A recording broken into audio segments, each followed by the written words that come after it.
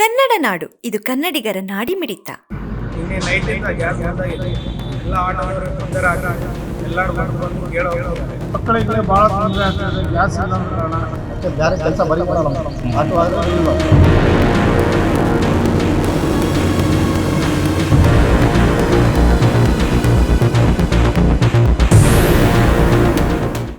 ಇಲ್ಲ, ಈ ಸರ್ಕಾರಕ್ಕೆ ಏನು ಹೇಳೋಕೆ ಇಷ್ಟಪಡ್ತೀನಿ ಅಂದರೆ, ಇವಾಗ ಎಕ್ಸಾಮ್ ಟೈಮ್ ಇದೆ, ಮಕ್ಕಳಿಗೆ ಭಾಳ ತೊಂದರೆ ಆಗ್ತದೆ. ಗ್ಯಾಸ್ ಇಲ್ಲ ಅಂತ ಕಾರಣ ಸ್ಕೂಲ್ ಮಕ್ಕಳನ್ನ ಬಿಡೋದು ಭಾಳ ತುಂಬ ಕಷ್ಟ.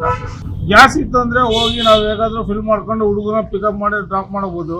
ಬಟ್ ಅದೇ ಇಲ್ಲ ಅಂತಂದರೆ ಭಾಳ ತೊಂದರೆ ಆಗ್ತದೆ. ಆದಷ್ಟು ಬೇಗ ಸರ್ಕಾರ ಎಚ್ಚೆತ್ಕೊಂಡು ಒಂದು ಗ್ಯಾಸ್ನ ವ್ಯವಸ್ಥೆಯನ್ನು ಮಾಡಬೇಕಾಗಿ ನಾವು ಕೇಳ್ಕೊಳ್ತೀವಿ.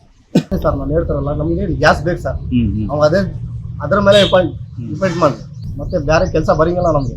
ಆಟೋ ಆದರೆ ದುಡ್ಡು ಮಾಡಿ ದಿನಕ್ಕೆ ಎಷ್ಟು ದುಡ್ತಾ ಇದ್ರೆ ಎಷ್ಟು ಹಾಕ್ಸ್ತಾ ಸರ್. ನಾನು 500 ರೂಪಾಯಿ ದುಡ್ಸಿದ್ದೆ ಡೈಲಿ. 200 ರೂಪಾಯಿ 300 ರೂಪಾಯಿ ಗ್ಯಾಸ್ ಹಾಕೊಳ್ತೀವಿ ಸರ್.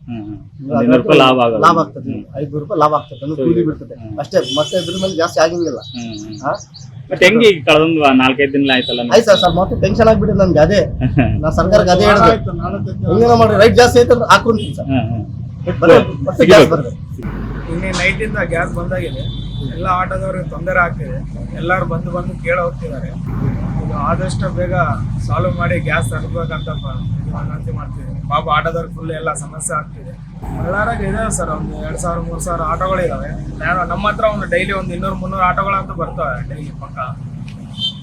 ಎಲ್ಲರೂ ನಿನ್ನೆವರೆಗೆ ಇತ್ತು ಸರ್, ನೈಟ್ವರೆಗೆ ಸ್ಟಾಕು.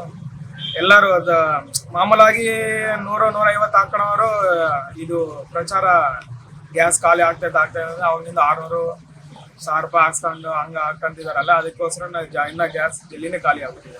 ಸಬ್ಸ್ಕ್ರೈಬ್ ಮಾಡಿಕೊಳ್ಳಲು ಕೂಡಲೇ ಪಕ್ಕದಲ್ಲಿ ಕಾಣುವ ಬೆಲ್ ಐಕಾನ್ ಕ್ಲಿಕ್ ಮಾಡಿ ನೋಟಿಫಿಕೇಶನ್ ಪಡೆಯಿರಿ.